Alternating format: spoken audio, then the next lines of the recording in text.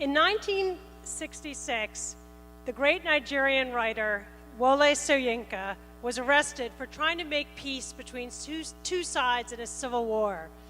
A strong man, General Gowon, put Soyinka in a cage and scheduled his execution in 2 days.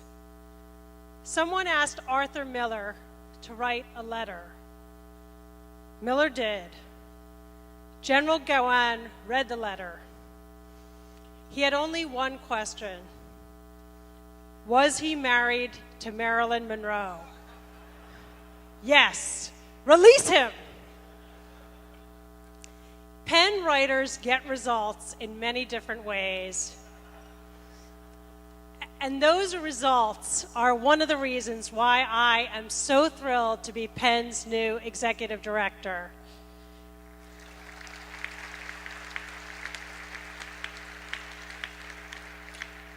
I'm thankful to Peter, to our board of trustees, and to our amazing staff who have welcomed me so generously. I'm grateful to everyone here, sincerely, for providing the crucial support that will fuel Penn into the digital age. For me, coming to Penn was an easy decision.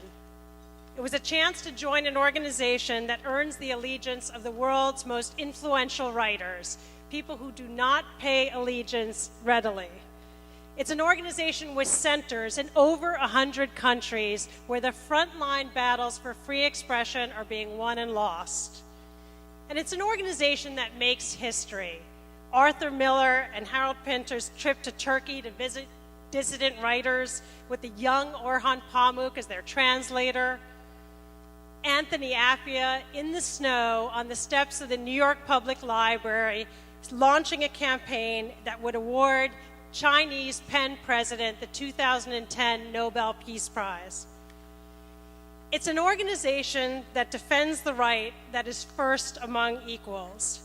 Because without free speech, there would be no fight for women's rights, for gay rights, or for rights to health or education. And it's an organization that saves lives.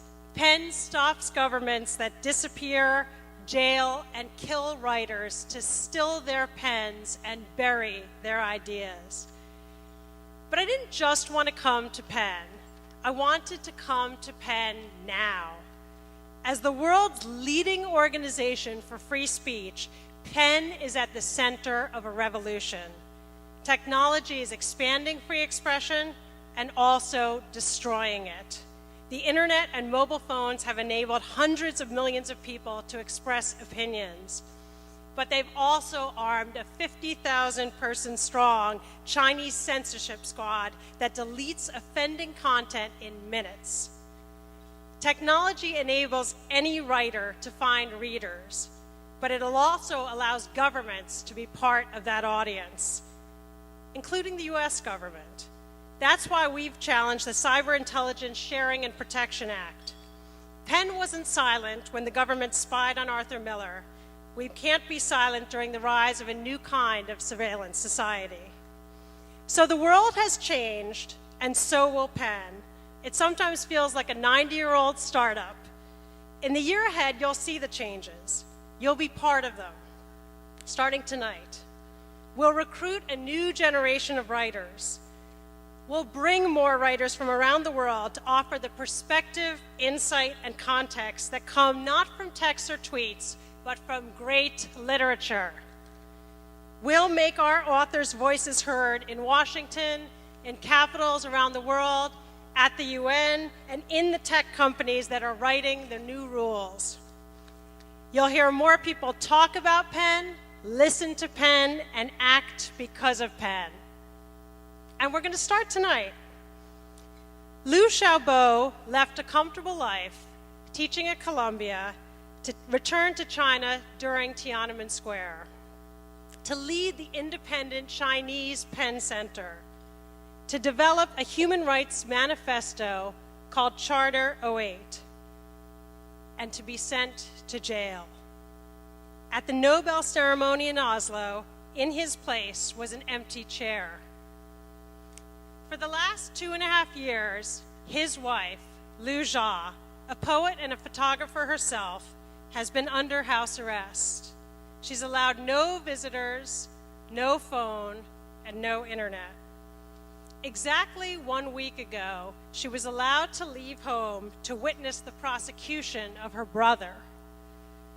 It was a dubious privilege, but Liu Jia did not waste the opportunity. Leaving the courthouse, she rolled down her car window and shouted, "I'm not free. If they tell you I am free, tell them I am not free. If they tell you I am free, tell them I am not free." Liu Xiaobo is one of Penn's own. He's an author advocate in the tradition of Arthur Miller and Philip Roth. When Liu Jia rolled down that window, she was shouting to a group of assembled journalists and diplomats.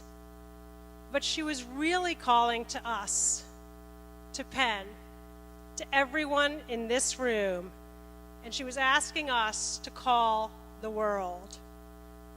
Like nearly every government, China professes fealty to the ideals of free expression. They're in the Chinese Constitution, they say. It's no longer diplomatically acceptable to be a dictatorship. Even North Korea calls itself a democratic people's republic. They would tell us she is free. But writers reveal the truth. When they tell us Liu Jia is free, we tell them she is not free. So pull out your phone. Click on your Twitter feed. We've just launched an action, and the hashtag is She's Not Free. Here in this room, we have some mega tweeters. You know who you are. And we have some mini tweeters like me. We're asking all of you to retweet far and wide. And for all their battalions of censors, one thing that the Chinese have not yet quite figured out how to do is to censor and block an image. So we're sharing an image. You can see it on the screen now. And we hope this can leap the firewall and be seen and spread throughout China. And because we're Penn, we'll also do this the old-fashioned way, on paper. Pick up one of the postcards. They're in your programs. You'll find them. It's got Liu Jia's face, and it's addressed to the Chinese embassy. And grab a pen. It's a pen, and sign your name. And when you have done so, please put it in a big silver envelope that you'll find in the middle of your table. We'll collect them at the end of the night, and we will make sure that the ambassador sees them and reads them. We are going to spread the word as far as we can.